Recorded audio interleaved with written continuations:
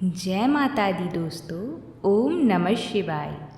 माता रानी सभी पर खूब कृपा करें।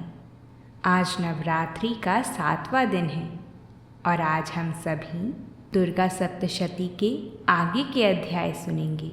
आप सभी भक्तजन कथा को पूरा सुनिएगा और प्रसन्नचित मन से सुनिएगा। माता की कृपा सभी पर बनी रहे। प्रेम से बोलिए जगत जननी माँ भवानी की जय हो। भक्तगणों, राजा ने कहा, हे ऋषिराज, आपने रक्त बीज के वध से संबंध रखने वाला वृतांत मुझे सुनाया है।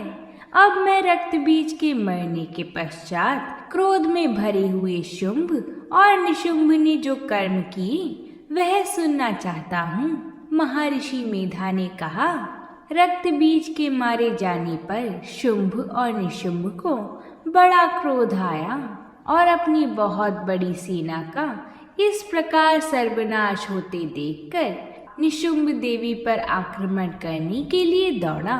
उसके साथ बहुत से बड़े बड़े असुर देवी को मारने के वास्ते दौड़े और महापराक्रमी शुंभ चंडिका को मारने के लिए बढ़ा। फिर शुंभ और निशुंभ का देवी से घोर युद्ध होने लगा और वह दोनों असुर इस प्रकार देवी पर बाण फेंकने लगे जैसे मेघों से वर्षा हो रही हो। उन दोनों के चलाए हुए बाणों को देवी ने अपने बाणों से काट डाला और अपने शस्त्रों की वर्षा से उन दोनों दैत्यों को चोट पहुंचाई। निशुंभ ने तीक्ष्ण तलवार और चमकती हुई ढाल लेकर देवी के सिंह पर आक्रमण किया। अपने वाहन को चोट पहुंचा देखकर देवी ने अपने बाण से निशुंभ की तलवार व ढाल दोनों को ही काट डाला। तलवार और ढाल कट जाने पर निशुंभ ने देवी पर शक्ति से प्रहार किया। देवी ने अपने चक्र से उसके 2 टुकड़े कर दिए। दैत्य क्रोध के मारे जल भुन गया था और उसने देवी को मारने के लिए उसकी ओर शूल फेंका, किंतु देवी ने अपने मुक्के से उसको चूर चूर कर डाला। फिर उसने देवी पर गदा से प्रहार किया। देवी ने त्रिशूल से गदा को भस्म कर डाला। इसके पश्चात वह फरसा हाथ में लेकर देवी की ओर लपका।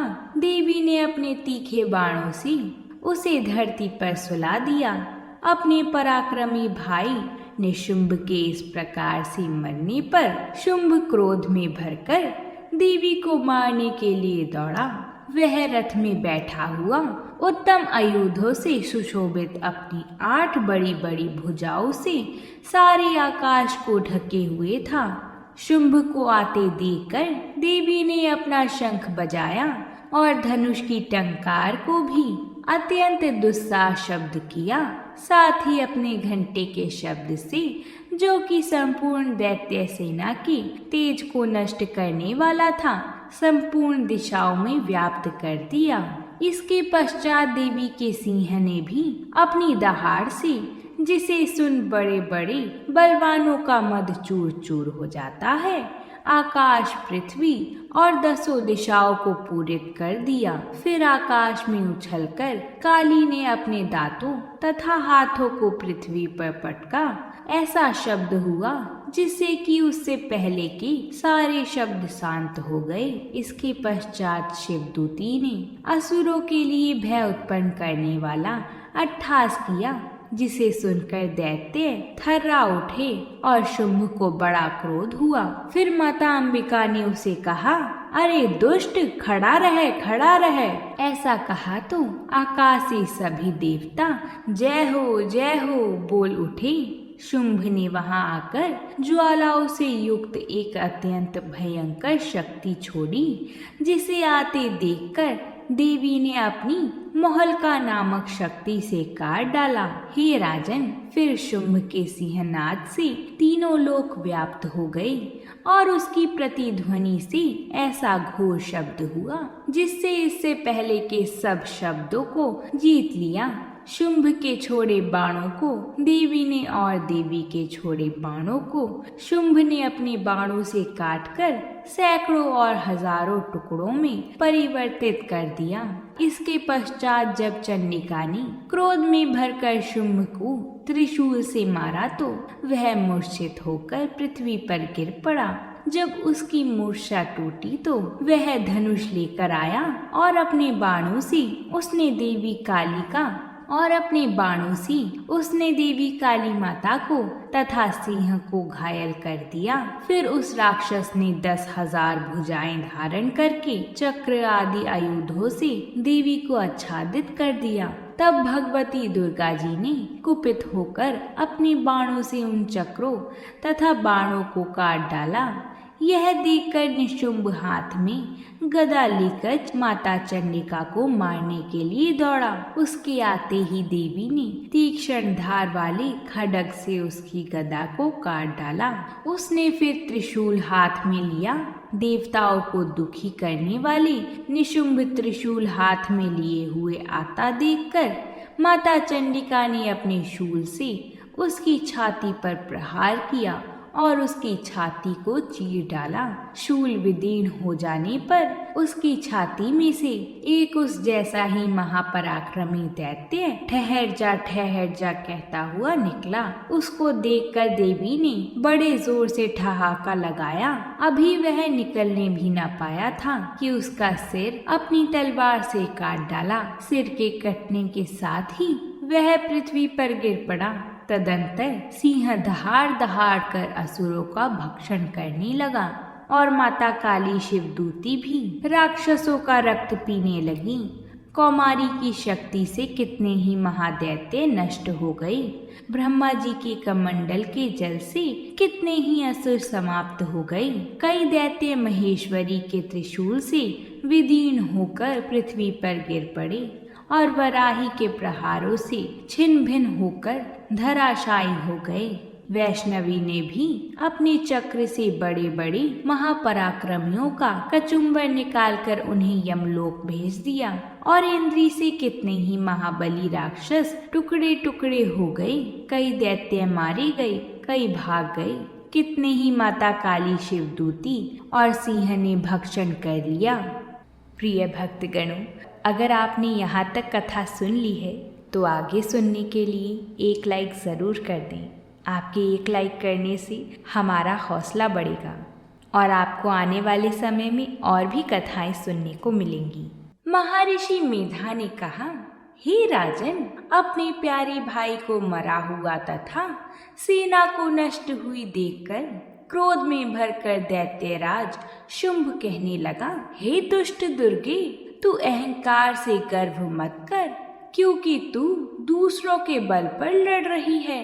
देवी ने कहा, हे दुष्ट, देख, मैं तो अकेली ही हूँ।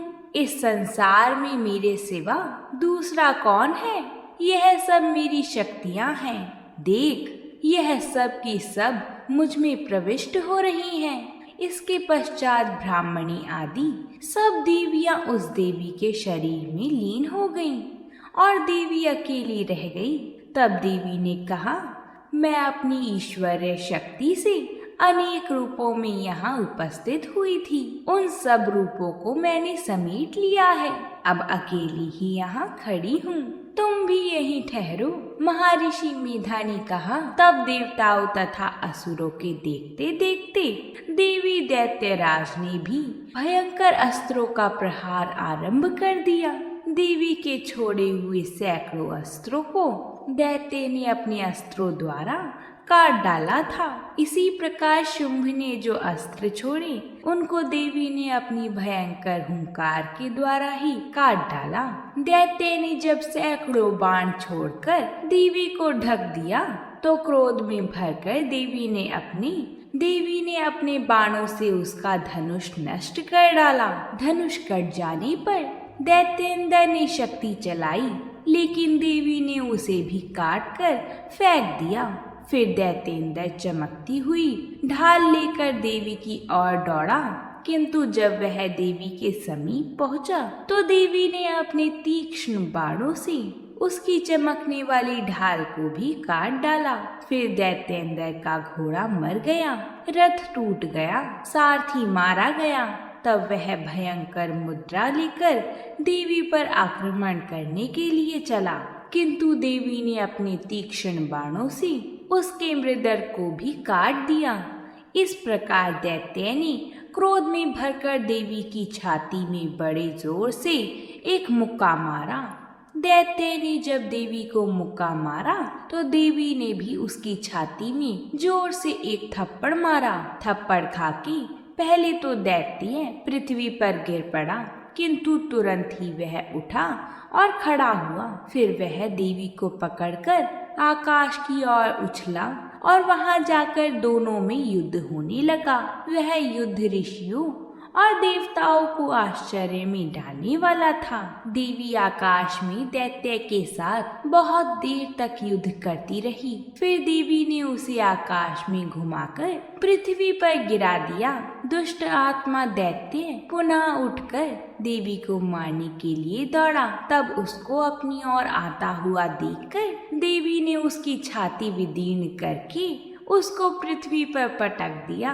देवी के त्रिशूल से घायल होने पर उस दैत्य के प्राण पखेरु उड़ गए और उसके मरने पर समुद्र, द्वीप, पर्वत और पृथ्वी सब कांपने लग गए थे। उसके बाद उस दुष्ट आत्मा के मरने से संपूर्ण जगत प्रसन्न व स्वस्थ हो गया तथा आकाश निर्मल हो गया। पहले जो मेघ और उल्कापात होते थे वह सब शांत हो गए।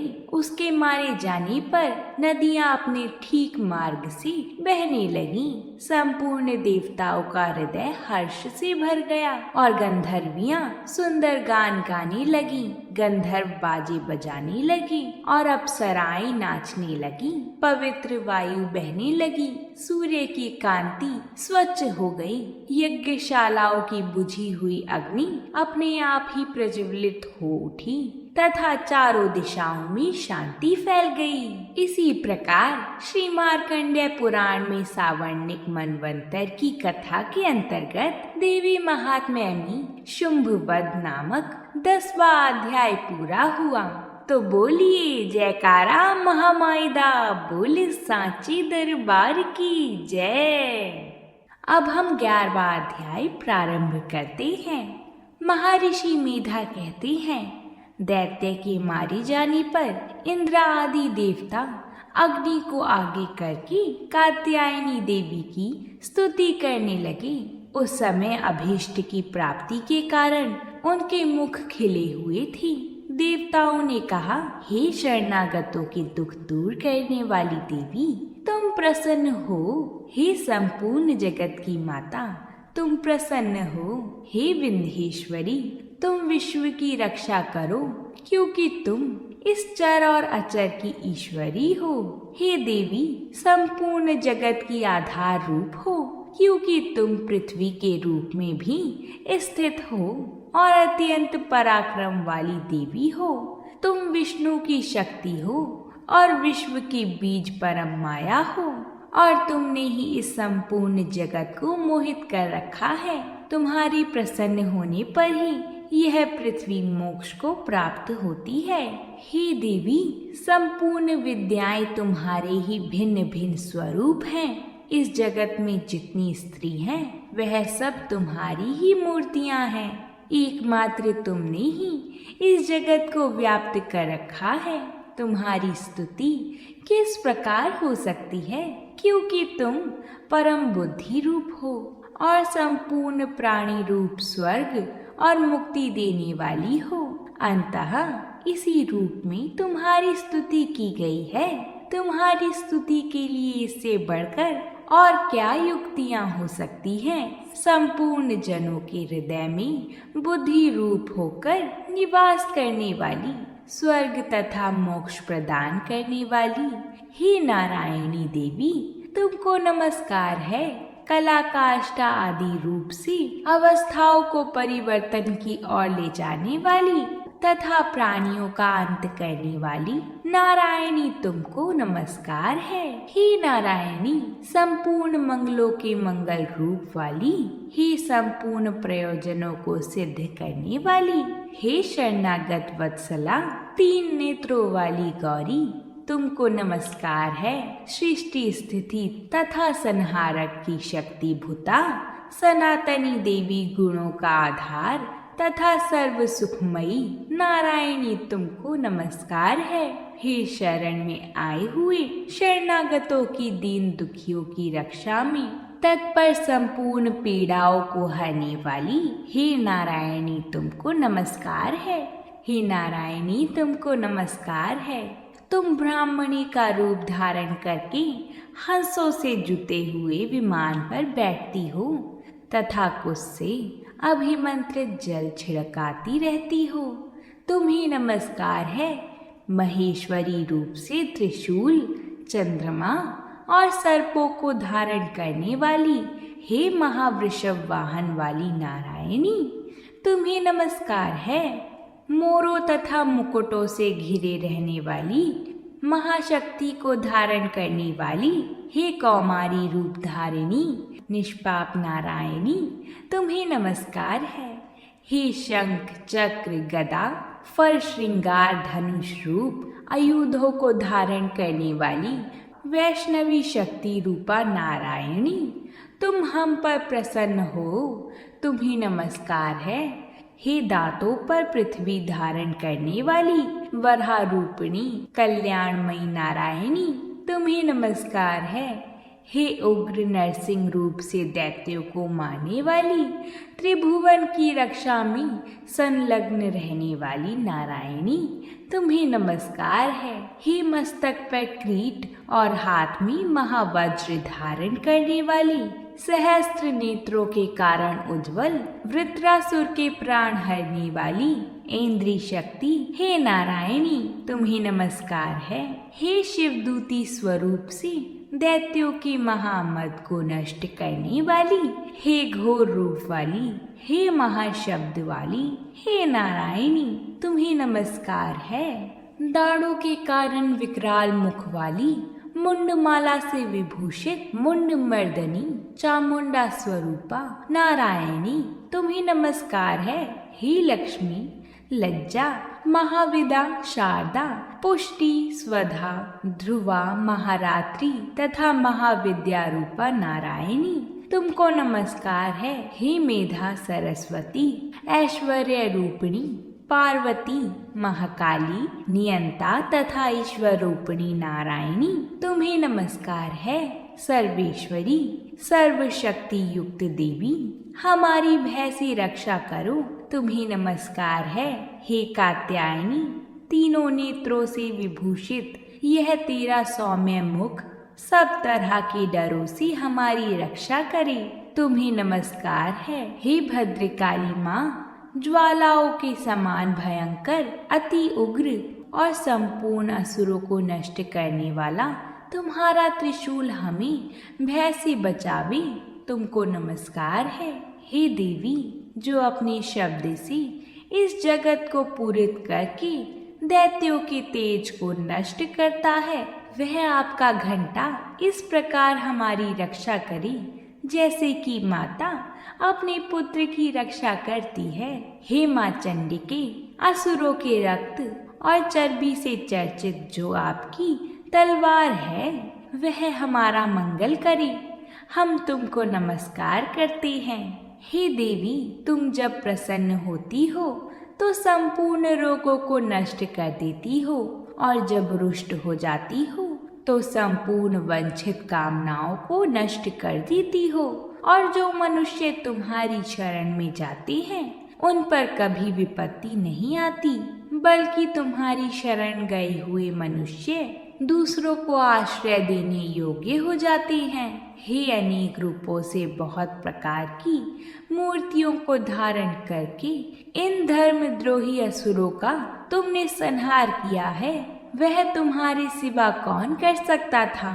चतुर्दश विद्याएं, षट शास्त्र और चारों वेद तुम्हारे ही प्रकाश से प्रकाशित है, उनमें तुम्हारा ही वर्णन है। और जहाँ राक्षस, विषैले सर्प, शत्रुगण हैं, वहाँ और समुद्र के बीच में भी तुम साथ रहकर इस विश्व की रक्षा करती हो। हे विश्वेश्वरी, तुम विश्व का पालन करने वाली विश्व रूपा हो, इसलिए संपूर्ण जगत को धारण करती हो। इसलिए ब्रह्मा विष्णु महेश की भी तुम वंदनीय हो। जो भक्ति पूर्वक तुमको नमस्कार करते हैं वह विश्व को आश्रय देने वाली बन जाती है।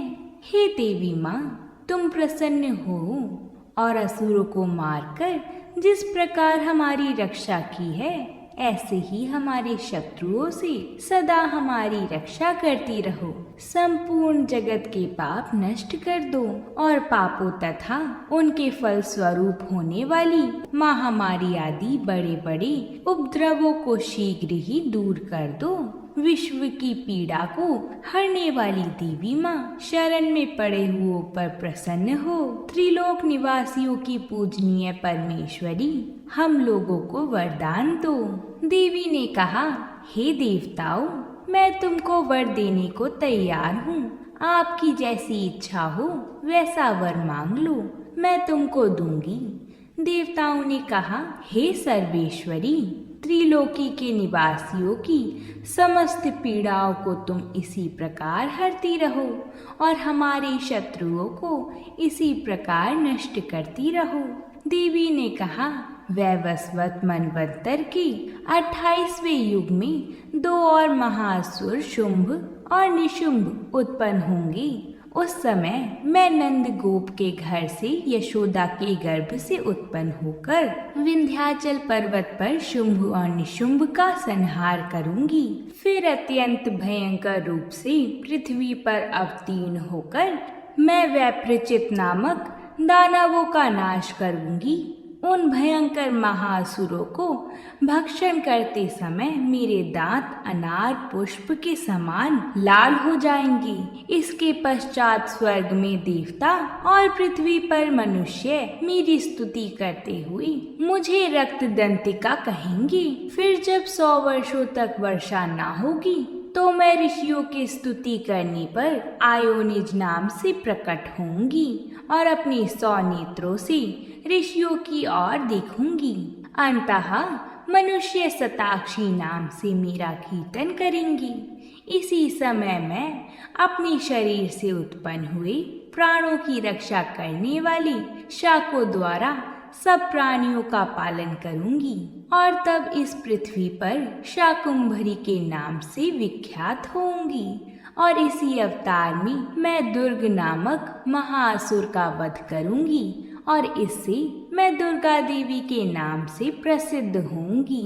इसके पश्चात जब मैं भयानक रूप धारण करके हिमालय निवासिनी ऋषियों महर्षियों की रक्षा करूंगी, तब भीमा देवी नाम से मेरी विख्याति होगी। और जब फिर अरुण नामक असुर तीनों लोगों को पीड़ित करेगा, तब मैं असंख्य भ्रमरों का रूप धारण करके उस महादैत्य का वध करूंगी।